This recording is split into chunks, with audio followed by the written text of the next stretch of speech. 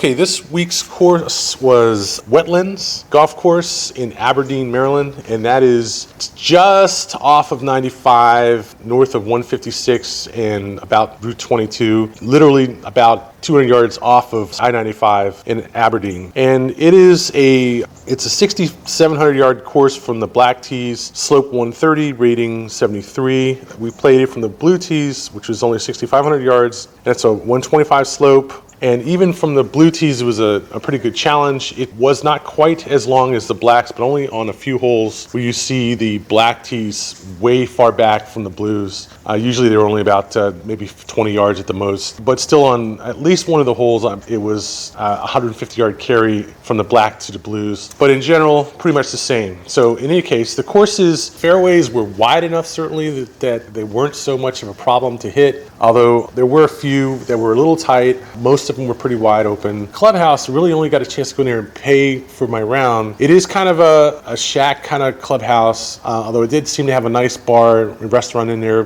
that took up about maybe a third of the clubhouse. Didn't get a chance to go in there and check out any kind of showers or anything like that, so we really didn't have any time. We got there started pretty late. It was a nice enough place, nothing ostentatious, or it's more of an open sort of rolling farmland course that has some evergreen trees on it and some bushes. It has these waist-high kind of bushes. It's almost like a sporadic waste, a dotted waste that's put out around the course. On some of the holes, you'd see them sort of forming a picket line between the fairway and the green. Some they would be on the side of the green. You don't see these on a lot of courses, but you do see them on some. I thought the course was a very picturesque layout. It didn't have a lot of elevation at all. Really, it was largely flat, but not completely so, but it was a nice layout where you did get a look down over low valley and so forth. Not a lot of elevation, but like some, I would call it a 3 or so on a scale of 10. So it did have a fair amount of water. There were certainly water holes where there were greens with lakes just off the green, or a creek or something in the middle of going through the fairway, although nothing that was hidden so you couldn't really see it, like on some courses, which is really annoying. You're playing a fairway and there's a creek that you can't see from the fairway running across the fairway. Nothing like that here. This is a very, very impressive course. I wasn't impressed by the clubhouse. I mean, when you drive up, you can see the end of the clubhouse, and the side and back of the clubhouse is much better. It's a sort of rambler place, but not too ostentatious. Not too an interesting place, but not with some character, let's say, but not overly upscale. But in any case, this is certainly an upscale course to a degree. It's in very good condition. The rough, in two places, rough on the side of the fairway and rough on the side of the green. And this was not one of those courses where the rough is really long. As a matter of fact, I'd probably say it's a little bit on the short side around the green, and certainly there were some holes where it was patchy, rough around the green. I think in combination with the really fast greens, this is a course where I would have wanted to have more rough around the green, because you really have a hard time pitching out of thin rough onto a fast green. So a little bit aware that where the rough wasn't quite as built up as it should have been, and it was patchy and inconsistent, with spots of gravel and grass ground under it. For one thing, just not quite, I guess, consistent enough, and patchy and dirty. And the other problem was that it was not really a problem, and the fairway rough wasn't really all that long either in some places. While it was certainly lush enough, it was only long enough to really require I think some decent concern while hitting irons.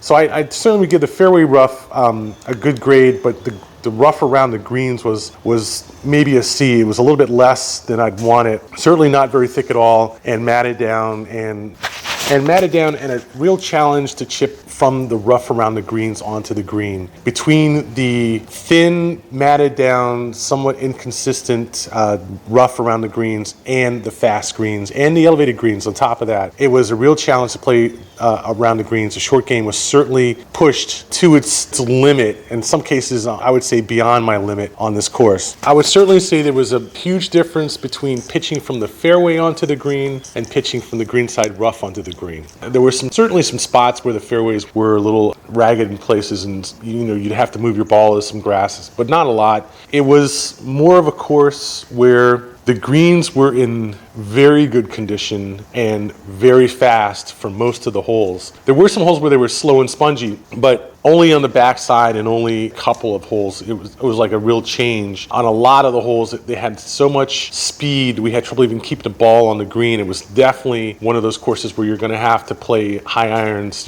nines and pitches into the green to hold the green, unless you've got real backspin in your game. And some elevated greens, not highly elevated, but still certainly elevated, and certainly some that were a challenge to land on and stay on. And the putting was definitely a challenge. It took me about 15 holes to really settle down with my putter and start to nail some of these putts. And then even then, the speed of the greens changed. Like on some of the back holes, when we get past like I think 14, every other hole was slow, and the fast or slow or something. It was kind of weird. But I think it was a very challenging course. I certainly think the course played above its rating. And the tricky thing about it wasn't so much that it was, that they had one or two things outstanding about the course that made it tough. It was a bunch of things.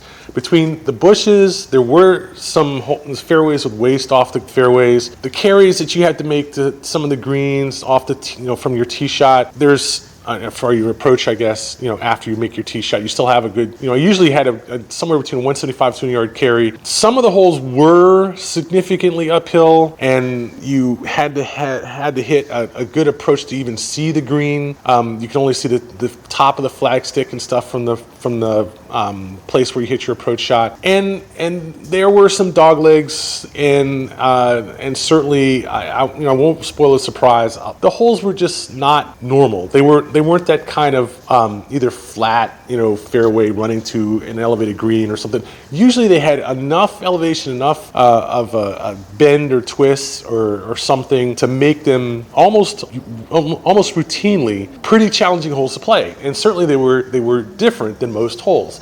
I have to give this course, I want to give it a B+, but I won't quite say it was that good. I mean, it was really good. And I probably should give it a B+, but there were parts of it that suffered from some of the standard problems that unfortunately neighborhood courses have. And while this course was certainly not in a neighborhood, it was on the border of a neighborhood. I guess it's Route 22 that runs along 95 was on the eastern side of the course. So there were a few holes, say from 14 to 18, 14 to 17, where you have houses right across the street. We were playing tee shots and greens with, people sitting in front of their houses or standing in front of their houses having loud conversations, or trucks driving by. There's a corner there where there's a road going by on one side of the course, then there's a corner, an intersection, and the road goes on the other side on that corner. So that was, certainly brought it back a couple of notches. There weren't any really outstanding views, although the course was a nice course to look at for the most part in and of itself, which was nice. I think the major thing was that from, say, 14, 15, 16, maybe even 11 and 12, it just sort of drops down a notch and becomes a normal neighborhood course without a lot of trees. But there's still some trees. I mean, there's still a fair amount of evergreen trees. There's still decent leaf tree coverage. And even before that, on the front side, there are some houses that are just off the course, and you will see them. And it does bring a sort of sense of normalcy to the course. But the first 2 or 3 or 4 holes are very impressive, very impressive looking holes, and with some farmhouses in the background. They're nice, they're picturesque, and I think that the course really is somewhere between a B and a B+. I'll give it a B just to be done with it and say that this is a good course to play. Certainly, I would happily play it again. I wouldn't necessarily call it one of my most eager courses to go back and play, but it was definitely an interesting and challenging course. And certainly the putting was a real challenge on this course. The greens were a real challenge to play. And you don't see a lot of courses, at least I don't play a lot of courses, where the greens were this hard to play. They really kind of, got under my skin a little bit, and I had some just trouble just even dealing with them. They were that fast.